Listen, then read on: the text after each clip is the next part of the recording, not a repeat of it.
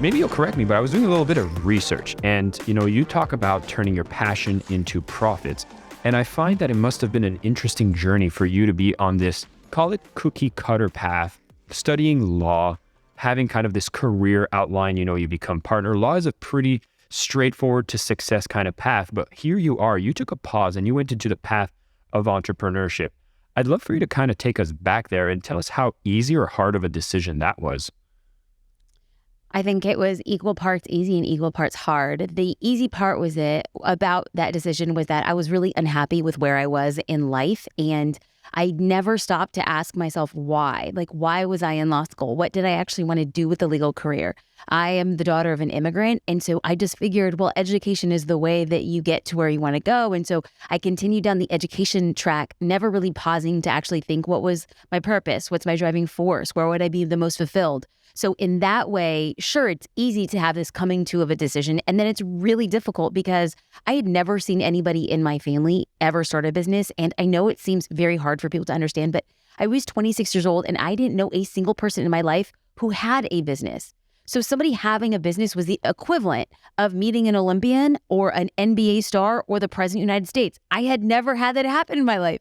So for me to actually say, oh, I want to be an entrepreneur, I actually think that that's putting too much credence on what the decision was. The decision was, I wasn't even using the vernacular entrepreneur. It was kind of like, well, there is something I'm passionate about and I want to become a photographer. I don't have a camera, but do I think that if I had the tools, I could actually be successful? And still in the terms of business, I'm not thinking in that way quite yet.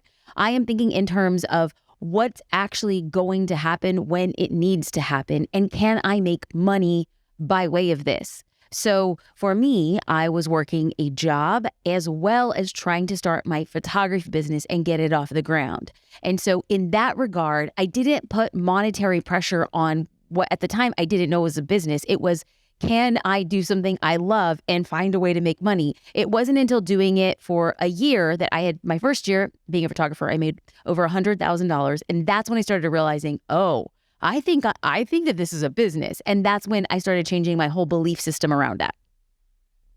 Wow. That's amazing. And, by photographer, I think you're being humble as well. You were one of the top wedding photographers around, and your craft was so perfected that you were requested around the world to do amazing work. And so as such, I just want to highlight that because a lot of us maybe focus on the business aspect and the entrepreneurial aspect, the things around marketing, sales. Yet in your case, it seems like you were more focused on the craft without an awareness of these other elements. Did you see that as an advantage or a disadvantage? It's crazy depending on where you are, but depending on where our paths intersect on the journey. I think that people now would say, like, well, Jasmine's definitely more at the time was more considerate and considering of the art. And if you had met me early on in my journey, a lot of the biggest critiques from other photographers was that I didn't care enough about the art, that I was really focused on the marketing. And I think that at the time, I didn't know anything about marketing. I didn't know anything about business, and I knew nothing about photography. So in my mind, I just studied the most I could. And then at different times in my life and my career, I flexed different muscles. Like early in the career, I was hell-bent on the craft. And I wasn't even thinking about a business because I wasn't even sure it could be a business. My first objective was to figure out, can I actually be the type of creative that somebody would pay? And that's where I started focusing. And then it kind of pivoted from there. That thing you just said right there, I think is key. And it was one of the missing pieces I see for a lot of people who might be struggling is just understanding if somebody will pay for the value that I'm looking to provide with my craft. And I find that if you don't nail that pretty quickly, it makes you actually struggle, maybe even waste money trying to build up something you haven't even validated that idea. And now that you're doing so much around personal branding, social media, marketing, and sales, could you elaborate more about what are the things that you should look for when you're trying to get those first customers to pay you to see that, oh my God, I'm on the right track of something, or hey, I think I might be wasting my time here? Well, I'd love for you to push back on my approach. It was only my approach. So I don't know if I looking back and I'm like, could I have done things differently? Perhaps. Could I have done them better? Perhaps. I only knew I was being guided by forces of the market that were outside of me. So my perspective of money was also wildly different than the average person because I literally came from nothing. Our family, my father came from Mexico, immigrated from Mexico. My mom came from Puerto Rico. They met on the streets of East Los Angeles. And even though my dad worked 4 or 5 jobs, money was so tight in our household because he didn't learn how to read until he was like, goodness gracious, like 25 or 26 years old. So he was teaching myself and my twin sister how to read, and he was improving his skills at the time. So we're talking about a very blue collar worker working multiple jobs and having 5 children. So money for me was always something limited. I lived in a home full of love, but not much full of anything else. And so in my mind, when I started my business, it wasn't like, oh, I need to make $85,000 for this to be a business. It was literally like, what would my time be worth to do something I love? And so in the beginning, I worked a lot for free. I just wanted to get comfortable in being able to charge somebody. And then I started very, very, very low. Like people often ask me, regardless of the business that they start, is like, what should I set my pricing as? And my general rule of thumb is set it for as low as you're comfortable with. I didn't say set it low.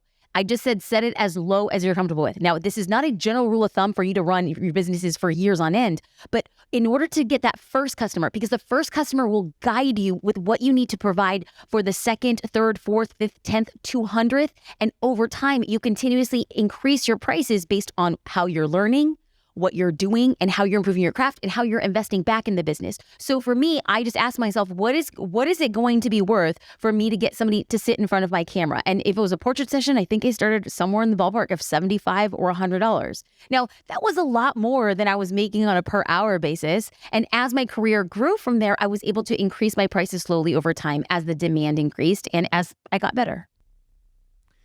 It's hard to push back on your ideas because I have to say I'm so aligned with it, because I also suggest to people, it's like, hey, at the beginning, you need your case studies. You need to have experience. You need to prove not only to and the case studies is funny, right? We're like, oh my God, nobody wants to buy from me because they can't see my case studies. And I've realized that no, you have struggles to sell because you haven't seen the case studies for yourself.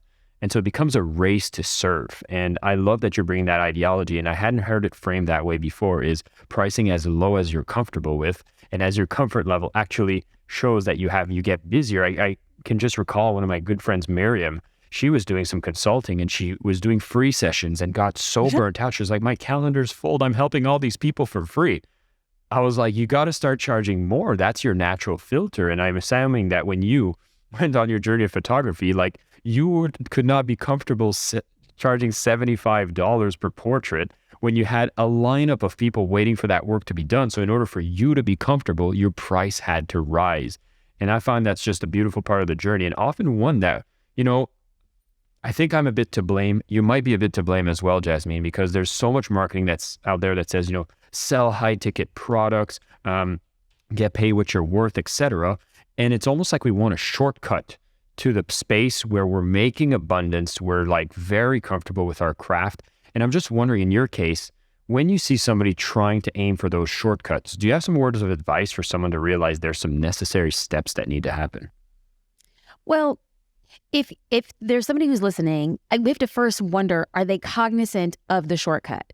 Without cognizance, there's not going to be an awakening to change. And so first and foremost, we actually have to identify that there are, traditionally speaking, very, very few people who could ever go from a low ticket to a high ticket. And as tempting as it sounds, and as amazing as your offer is, statistically, the people who can jump from a low ticket to a high ticket is probably, I'm guessing, less than 1%. And so if we're going to play the odds would make the most sense to build out concentric circles that move your audience with your growth, not cut out an entire audience that can transition with your growth. So if you think about this as not from a place of how do I get more money, in the short term, we want to think of this as how do I increase the lifetime value of somebody who bought from me once? Because a person who's bought from you once has a much higher likelihood of buying from you in the future. But what you need to do is offer like a pyramid structure for this person to grow alongside you, not to cut out the bottom of the pyramid who actually are helping you get to the next level. So I don't look at this as I don't think you're capable of a high ticket offer. I just think there's a lot more room to growth. So just imagine, just for math's sake, you have 10 clients who pay you $100. And then you have a high ticket offer of $10,000. Well, of the people who paid $100, maybe there's one person who can afford the $10,000. So if we just lay this out, there's 10 people who paid $100, that's $1,000, and then one person who then bought the $10,000 offer. In totality, you've made an $11,000 transaction. So half of you is thinking, wow, I just got $10,000. Now, let me pose a different scenario. Along this growth pyramid toward the top, you have a $100 offer, and then you have a $500 offer, a $1,500 offer, and a $7,500 offer. If you were to take half of the people who bought the 100 and move them up the pyramid with you, you have an overall gain over time. The question then becomes, are you willing to work through and build the pyramid so that when that $10,000 offer comes, you haven't cut out 90% of your available leads, you're actually taking the leads alongside you. So over time, it's amplified. I love that methodology because I think there's a lot that we have to do with meeting people where they're at financially. And by having these different tiers, you actually get to offer the level of service and support that people are looking for based on their current financial situation. Absolutely. Everyone's situation is different. And I actually really love that approach that you share. And I kind of wanted to dig a bit more about these skills that you have now, and you advocate a lot around personal branding, social media. Now you're doing a lot less, if not, I don't know if you're still doing a lot of the photography or do you still keep that on the side as well? Well, I always say that I was a photographer before anybody considered me a photographer. And regardless of how labels will be applied, I will always be a photographer. I have all of my camera gear. I still shoot for a social curator. I'm CEO of Social Curator. I still take photographs of my loved ones, my daughter, my husband, my friends. And so for all intents and purposes, you could likely write on my tombstone, photographer, even if nobody else called me that. So yes, 100% I identify that as such. Well, I find that it's amazing, especially in an age where we're doing a lot of video content, like whether it's the YouTube, the socials, etc. Having this, I did not have a background in photography at all, but as I started putting my message out there, I realized, one of the important skills I can have is understanding how cameras, lighting, my audio works. So that ended up being complementary. Now, I'd be curious to know, what are other key complementary skills, regardless of the business that you're in, that you find are most relevant in 2023 to allow you to be more likely to succeed or just more successful in general? Copywriting, hands down, all day, every day. I know that video is at the top of like at the top of the marketing food chain. Videos at the top, but I started my career as a photographer leveraging copy. And I did that because I didn't have anything else. I didn't have any money. I had dropped out of law school. I had no money. My husband was a startup company. I was working part-time. I was saving every single penny I could to rent camera gear because I couldn't afford it. So I would rent camera gear, go to the shoot, return the camera gear the next day, and then save up the cash from the shoot over time to reinvest and get my own gear. So I didn't even actually have a full set of gear as a photographer for well into my second year of business. But I also never went in debt. I never took a loan. I paid for everything on my own. I'm very proud of that fact because I never wanted to put pressure on my business that all of a sudden I was like handcuffed or chokehold until paying somebody back or getting interest and then forcing myself to take any client I had to because I had a loan to pay off. For me, it would harm the creative process. And so I kind of played it safe in the beginning. And dang it, I got off track. What was the original question? I was just asking you about the key skills that you need for being as much successful, and you spoke copy. So I couldn't even afford a website. And so there was a free thing called Blogger, and I just titled the blog Jasmine Star Photography, and I started writing copy even without photos. And so I was just writing copy, and then over time I was able to upload photos that I was taking, and I was sharing the journey. And what I started realizing was that people are connected to written word because they can consume it most often faster than they can consume a video. And even though technology has changed a lot, and even though people are arguing hellbent right now in 2023 that copy means nothing because AI is doing so much of it, what I would venture to say that without a top layer of original written content, you can then leverage that in an entirely different way on top of an AI layer. But if you don't have any originating content, then what you're just doing is spewing out the same thing that AI is spitting out for everybody else. AI is going to become a powerful vehicle once you add a layer of your own writing, your own thoughts, and then AI will take all of that, distill it down, add and fill in gaps, and help you run faster in creating the copy. But your written word is going to be the thing and the linchpin that ties not just a great video together. Like oftentimes on Instagram, if I post a reel, it's great that the reel gets a lot of views, but I've actually realized that the people who read the copy and then respond, well, there is a much deeper, richer dialogue that then parlays itself into direct messages. And direct messages are like a lily pad to actually closing sales, regardless of the ticket size. And so for me, it's not just having a really cool photo or a really cool video. It's what am I doing with the copy to contextualize? And now, Instagram is having captions that are readable by the search mechanisms.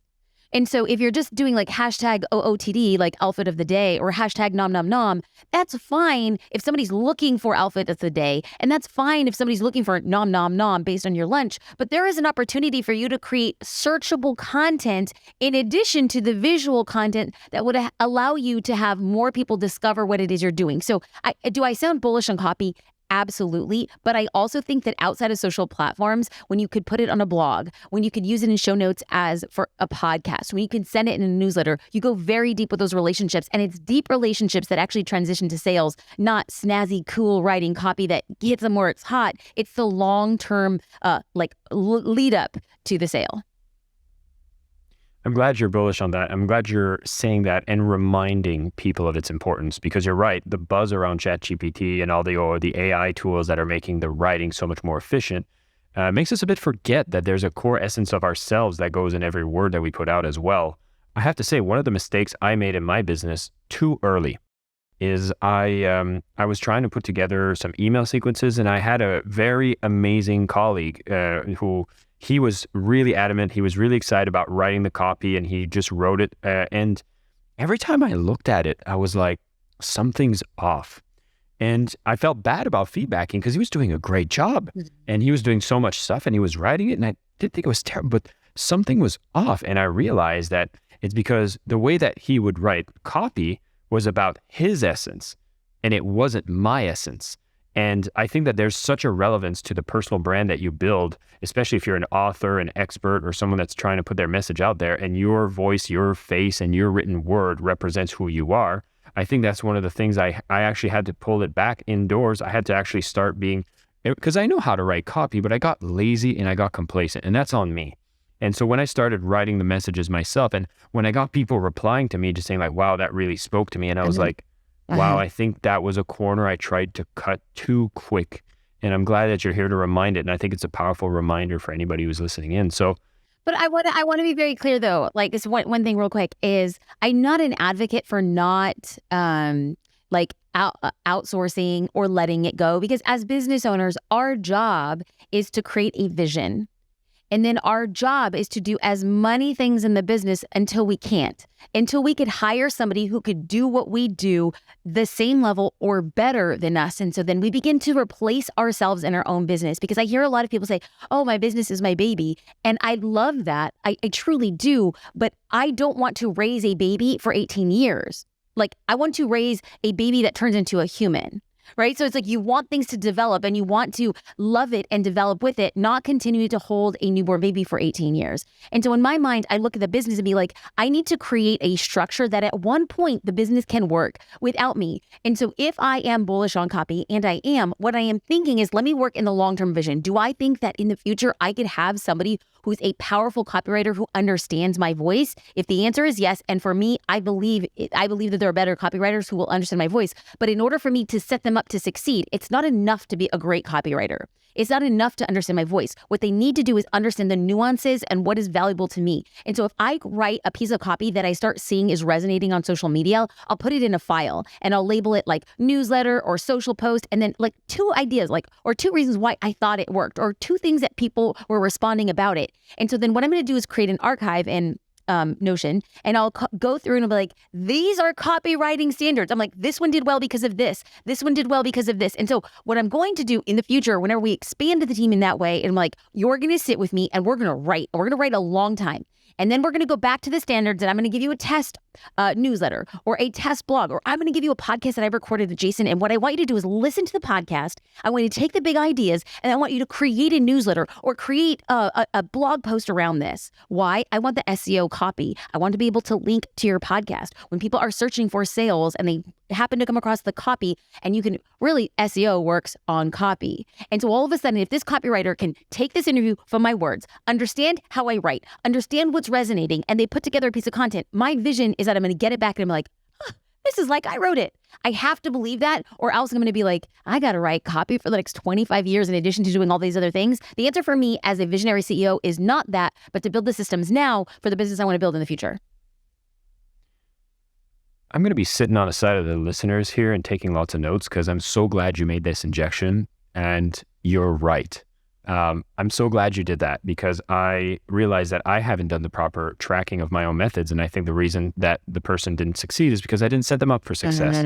And so I'm hoping for anybody else who's paying attention that you're getting the same types of insights as me.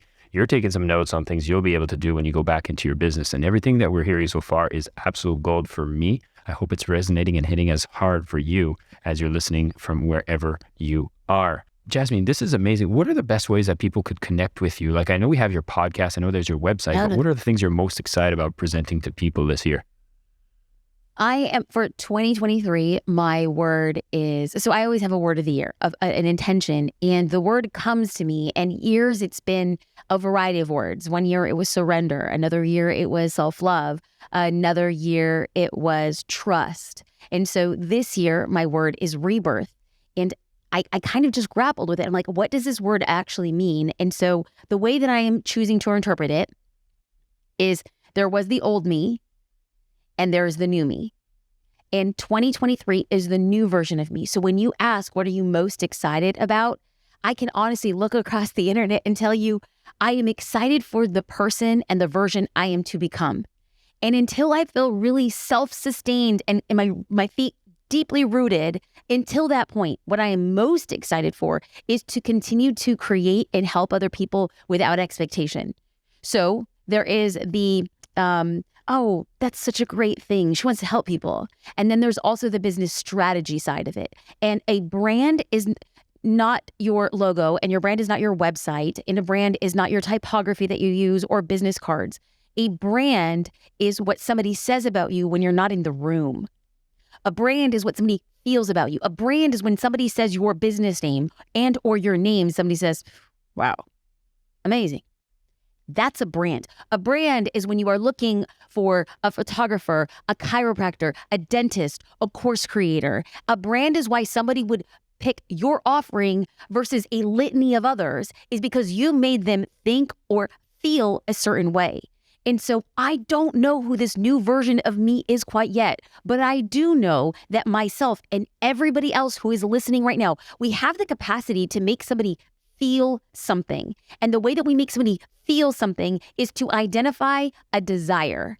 And as you identify that desire and you speak to it and you share freely of what you are learning or what you are going through or what you have done, and somebody says, I too have identified in that struggle, and this person gave me something and saw me where I am, they cannot help but feel a sense of gratitude and indebtedness and like, I want to support this person. So this new version of me, as I'm really trying to find out what does it mean to be me in 2023 and who is this new version, until that point, I am so excited to continue to create content, to share everything I know, to bring people on the journey, because there are times, multiple times, this is not the first time that I've had like an existential like identity crisis in who I am as an entrepreneur. So it's like, I've been here before. I know I want to get to the other side, but instead of fighting it and resisting it and raising an angry fist or wondering why, what I want to do, the new version of me, because that's the old reaction I had. The new version of me is like, let's sit and ride this wave. Let's enjoy the process and not the progress. Let's not put time demands on something that God, the universe, is going to say in the right time. You're going to get there. Now, you have a choice in how you feel getting to that point. Do I want to be angry, frustrated, scared, doubtful? Or do I want to choose that takes the exact same amount of energy to say, I'm going to create, I'm going to help, and I'm going to trust, and I'm going to know that what I put out will ultimately come back to me, and who I am meant to be is on the horizon. How I get there and the emotions I associate with me is my decision, and that's what I want to talk to people about, because we're all going to go through it as business owners. Love, love, love. That is powerful. I'm super excited. For anybody who's tuning in, listen, we're going to put some links so you can connect with Jasmine as well. I would say more powerfully, if you want to have a direct action from here, if you are on Instagram, definitely find a piece of yourself. If you feel rebirth is also resonating with yourself, feel free to share a story, put in hashtag rebirth, tag Jasmine, and maybe share some of the insights you've gotten from this episode. Jasmine, it's been wonderful having you as a guest. I know there's a fountain of things we could still talk about, but there was one question I'd love to ask every single one of my guests. I love it. Since you are on the Selling with Love podcast, I wanted to ask you, what does selling with love mean to you? When you care about a transformation and less of a transaction, as long as you are offering a transformation, when you are not just delivering on a product or a service, but when you're delivering on changing a customer or a client, their behavior, their ideology, their weight, their teeth, their clothing, whatever it is that transaction is, as long as it's identified with a transformation, you are truly loving who you're serving. And when they feel loved, they can't help but talk about and endorse your business. When you care about the transformation and less about the transaction, you end up getting more transactions in the process. Amen to that. Jasmine, it's been an absolute pleasure having you on the show. Stick around. We're going to have a couple questions coming in from our community. For those of you listening to the podcast, again, powerful actions you can take from here. So many learnings here. One of the biggest things, don't skip any of the steps. There's ways that you can serve. I personally really, really enjoyed the part where we talk, charge as low as you're comfortable with, and your comfort level will actually rise that number as you start to serve. You transform people, you provide value, and of course, copywriting being such a key skill to develop in 2023. Although all the buzz is about AI, there's still going to be an essence of who you are, how you speak. And as much as I was very limited in doing so and scaling this because I haven't taken the time to make a process of your creativity. And I know Jasmine was speaking a lot about this so that you can grow with your business and have this mind on where you want your business to be. Super powerful insights throughout this conversation. Connect with her on the socials. You'll see her website, tons of amazing products that she offers. If you've gotten value from the conversation here, you know when you go out and buy her products, you're going to get so much more because she is focused on that transformation for you. And of course, if you're not already in the Selling with Love community on Facebook, make sure you join that. And we're going to have a link to that in the description as well. We're going to continue a conversation. We always have a little live Q&A while we do these recordings, advanced episodes, and so much more. Thank you so much for tuning in. And of course, keep selling with love.